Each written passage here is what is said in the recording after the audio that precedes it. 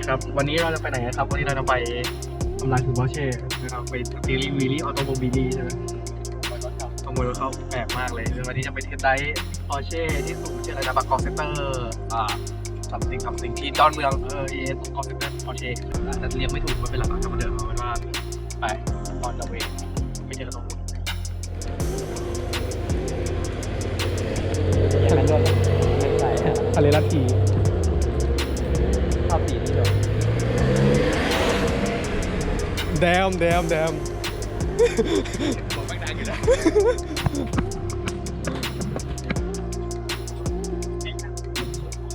990เนี่ยเป็นรหัส992นะครับก็ยังเป็นน้ำมันล้วนทุกรุ่นซึ่งตัวมันชื่อเชนออกแนวข้างนอก992.2แต่ว่าจะเป็นไฮบริดมีตัวน้ำมันล้วนเหลือแค่โฉมเดียวแค่ที่คาเรล่าเริ่มต้นซึ่งหน้าตาที่เขาเปลี่ยนนะครับมีแค่รายละเอียดในโครงไฟหน้าการชนหน้าไฟทางนิดเดียวเองเดินไปมีก็แค่เป็นดิจิตอลก็ง่ายผมปัจจุบันผมมองว่าก็ยังทันเอาไปผมไป2 สัปดาห์ส่วนถ้าใครเล็งรุ่นคาเรล่าเอสขึ้นไปซื้อตัวนี้ได้เพราะว่าเอสขึ้นไปอาจจะเป็นไฮบริด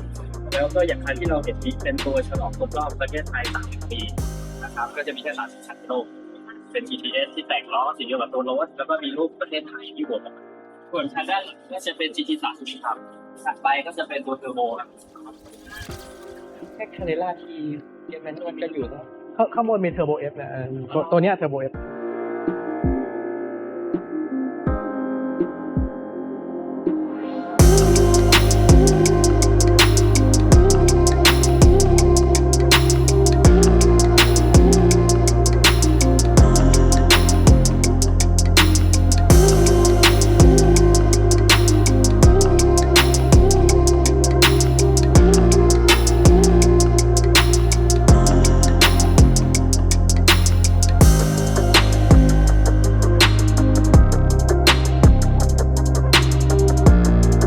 ผมเดินมาทีเดียวแล้วผมเงียบเลย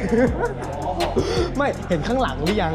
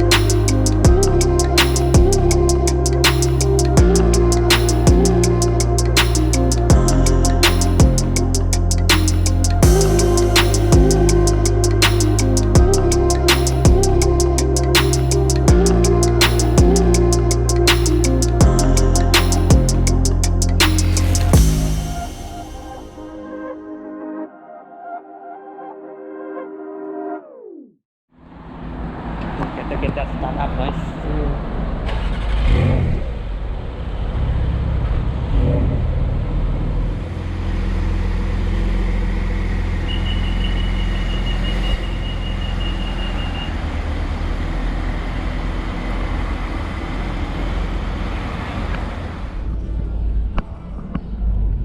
นี่จริงสนใจเป็นตัว T เลยไหมครับ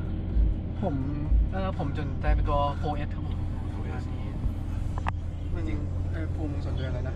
จริงๆชอบคาเรล่าทีครับเพราะมันออปชั่นแมนนวลได้ครับผมใช่พันนี้ถ้าเราชอบเกียร์ธรรมดาต้องT เพราะ T จริงเขาทำมาเป็น performance car จริงเอาไป track นี่ก็จะสนุกดีครับเบาด้วยแต่ถ้าวิ่งไกลๆ 4S มันจะสบายกว่านี่เราอยู่โหมดสปอร์ตนะครับโหมดสปอร์ตเนี่ยมันก็จะมีครอบเส้นแรกนิดนึง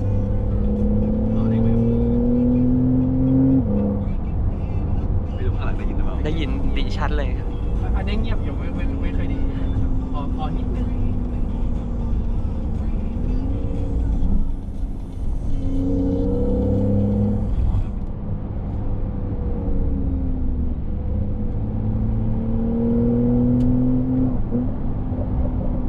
น้องได้ยินแล้วน่าได้ดังแล้วชัดเลย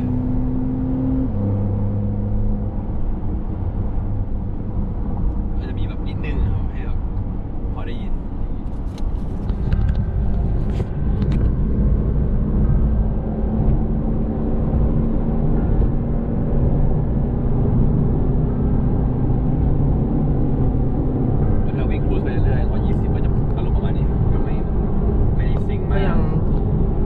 นะตัวรถนี้ มีฟอร์ดเอ็กซอร์เราอย่างเงียบกว่าเราปิดฟอร์ดเอ็กซอร์กัน แล้วก็นี่ไปเลย แล้วแบบเราวิ่งอยู่แล้วอยากจะเร่งนิดนึงอยากจะถึงมันเร่งกลับมา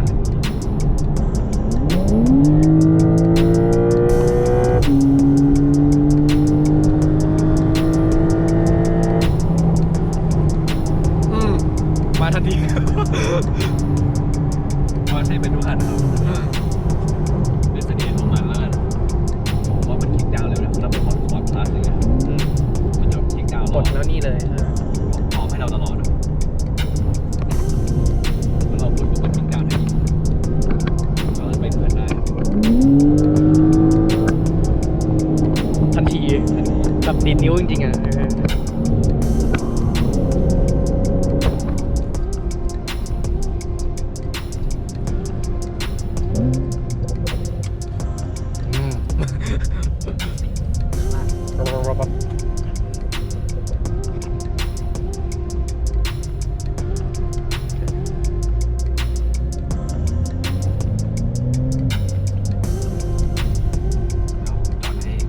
ได้ครับ ลองทำดูนะครับ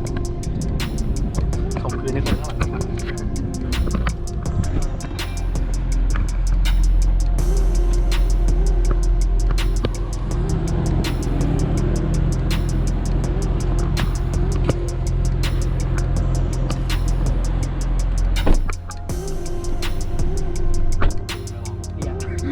ถ้าผมลอง แบบเบาะ ปรับกระจกด้วยก็ได้ครับตามที่ กระจก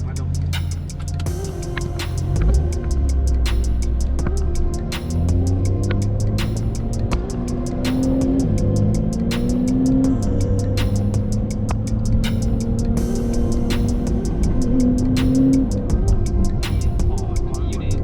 โหมดสปอร์ต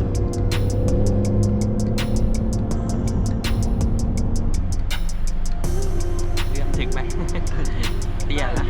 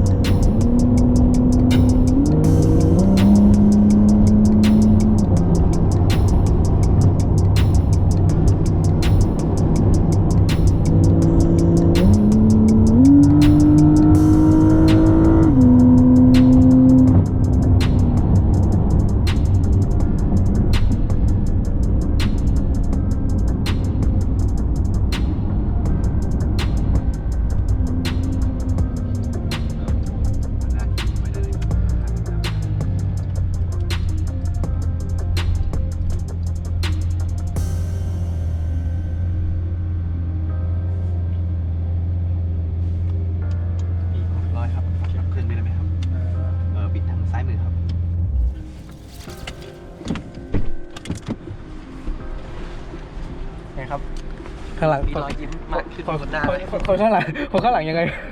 เอา ยอด ขอบคุณครับ ดีมาก โอ้มีความมันเตี้ยนะใช่ครับ เสียงไอ้อะไรวะเอ็กซอสอะไร เอ็กซอสเสียงท่อดีมากเลย สมชื่อพอเช่